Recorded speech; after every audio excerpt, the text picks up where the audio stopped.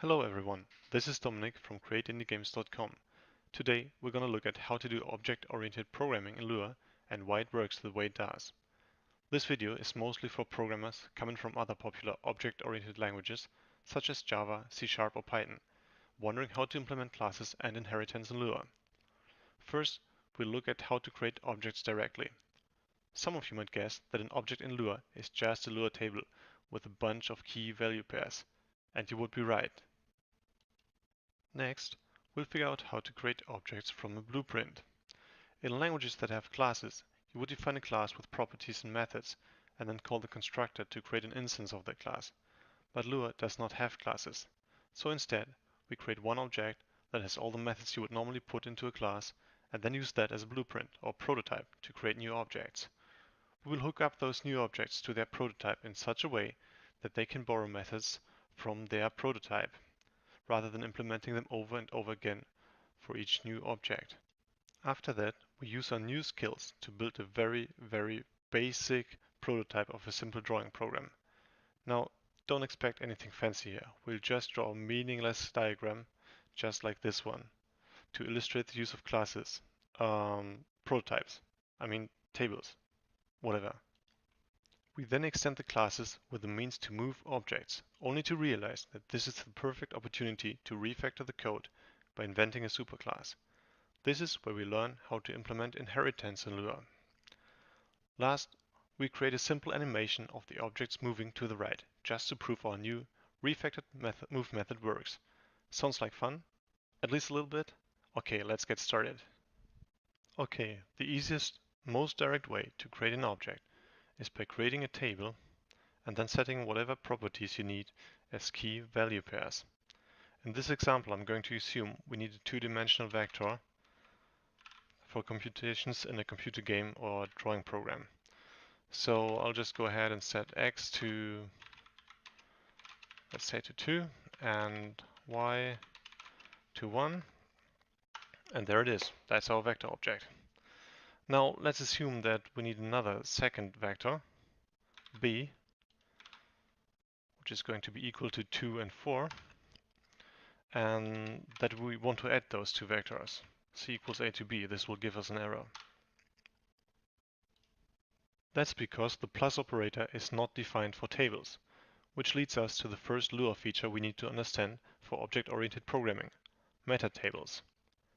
In this simple example, we can use a metatable to override the plus operator, that is, to provide an implementation that understands how to add vectors, rather than yielding an error. A metatable is a table that describes another table. More specifically, it describes how to change the built-in behavior by providing methods that override certain default behaviors, such as the functionality associated with the plus operator. Whenever the plus operator is used to add two tables A and B, Lua checks if any of those tables has a metatable associated with it, and if that metatable contains an add method. If it does, Lua calls that add method instead of performing its default behavior, which in this case would yield an error. This can be very handy to do operator overloading. So let's create an empty vector table to serve as our metatable. And then we're going to provide an add method which does know how to add A and B, assuming that A and B are vectors. And then we set the metatable of A to vector.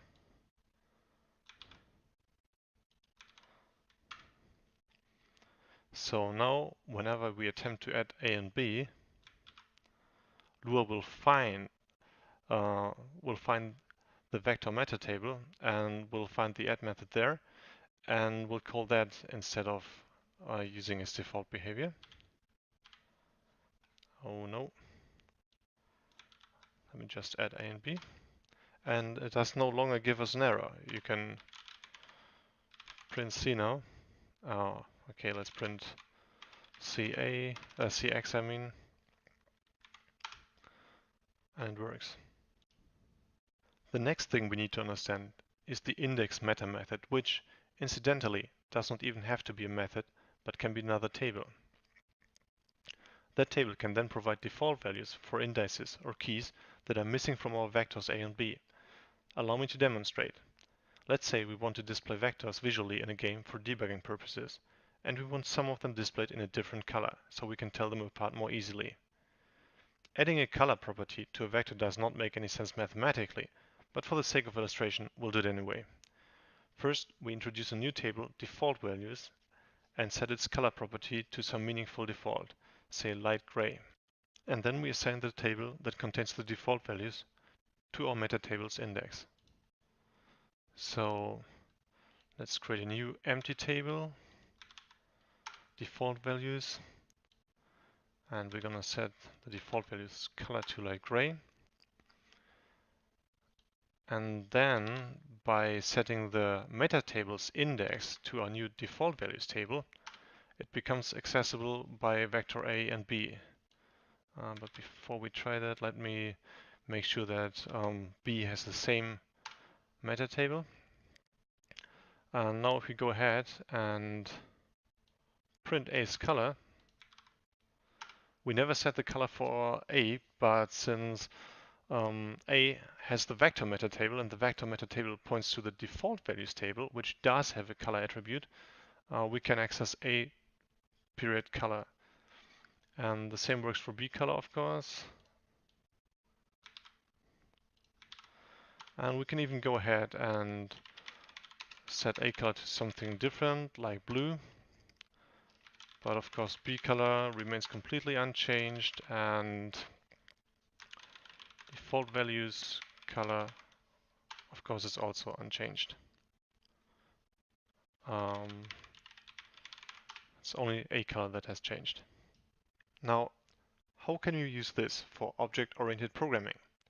Since functions are first-class citizens in Lua, we can use the same technique to provide default functions in one table and make them available to many other tables through Lua's metatable mechanism. We can use this to mimic two things we know from other programming languages. Objects get access to methods defined by their class, and classes get access to methods defined in any of their superclasses further up the inheritance hierarchy. Let's say we want vectors to have a method that returns the square of their length. We just add that to our default values table, just like we did with the color, and it becomes available to A and B. So here's my implementation of the squared length method. And I just add that to default values. And now we can just print A squared length. No, because there's a bug in here. This should be AX multiplied by AX, and of course BX multiplied by BX. And I guess I just have to assign this again.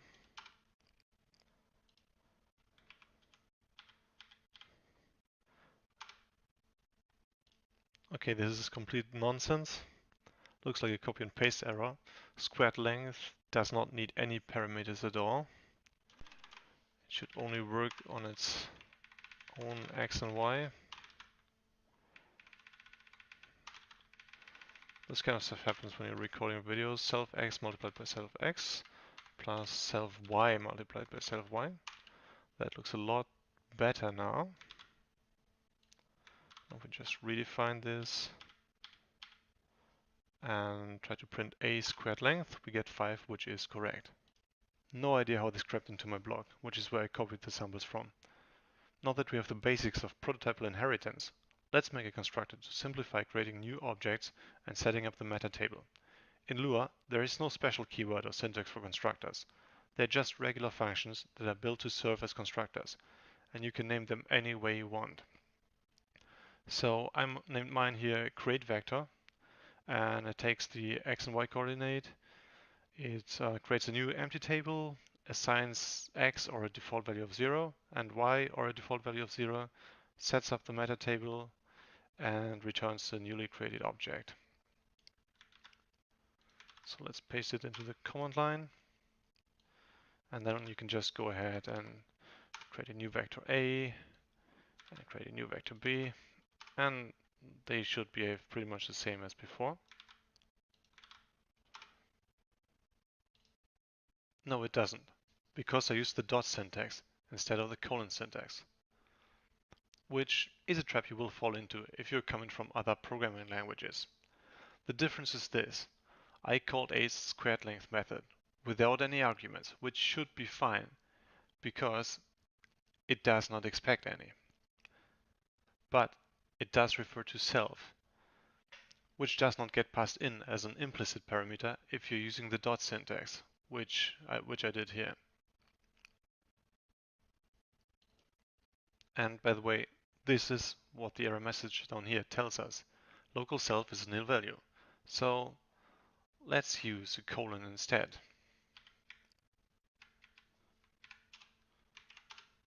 And it works fine. Now, before we move on to a bigger, more complete example that I promised at the beginning of this video, let me quickly show you a more logical place and name for the constructor and the squared length method. So far, we have used the vector table as a meta table and the default values table, as the name implies, to provide default values and methods. And we have the create vector function to serve as a constructor. This was done for the purpose of illustration. Once you understand how to build the constructor, how to hook up the meta table and the prototype table, we can put everything into one table. So let's do that.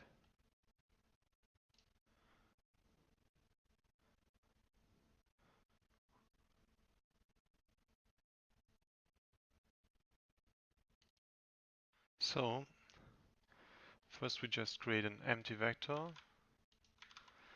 and then the new method, and instead of using the create vector method, we just call the new method new because it's a more logical name for the constructor. And as before, it sets up x and y, and this time we set the meta table to the vector itself, and also the index, the table that provides the default values in the methods, also gets set to the vector itself. So the meta table and the prototype table are the same table in this example. And then we just go ahead and return the newly created vector object. So let's paste that in there. And for the squared length function, we will also put that into the vector.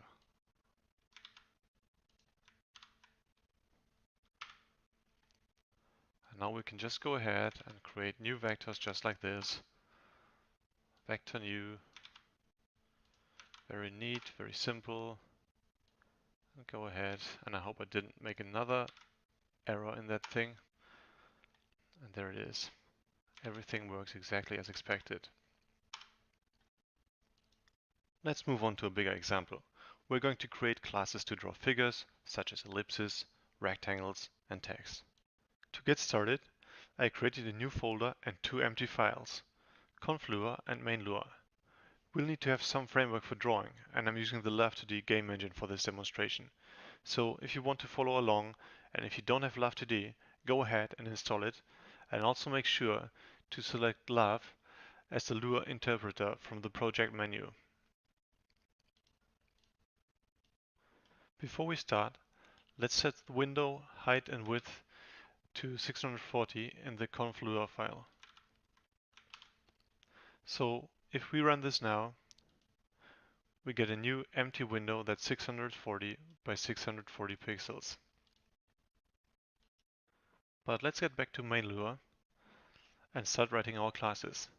First, we'll make an empty table for each of the things we want to be able to draw: ellipse, rectangle, and text. And let's also bring in our vector class. This will be useful for storing the position of things on the screen. Note at this point we do not yet have a common superclass for anything. We'll just build a constructor and a draw function for everything to get started.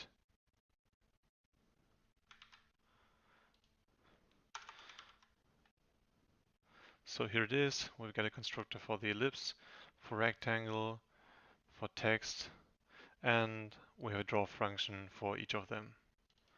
Now we can go ahead and create some objects and put them into a list. To draw everything in the list, we simply iterate over those elements and call the draw method on each. Now if we run the program, we see the ellipse, the rectangle, and some text. But in a more realistic program, you might want to be able to move those things around. If you have a drawing program, the user can usually move objects. So let's create a move by method for each type of figure, which will look like this. As it turns out, the move by method looks exactly the same for ellipse, rectangle, and text. So let's make a superclass and move it there. And I'm going to put that at the top of the file, or maybe right after the vector. And we've got the move by method, so we can go ahead and delete the move by methods we just entered. But there's one final step involved before we can use our new superclass. We need to make figure the superclass of all the others. And this is done by initializing them to a figure rather than an empty table. So it should look like this. Ellipse becomes figure new, rectangle becomes figure new, and text becomes figure new. And since figure is not defined yet, I guess we have to move this a little bit further down, or maybe let's just grab the whole block here and move it down. And to show that it really works, let's call moveBy for all objects in Love's update callback function.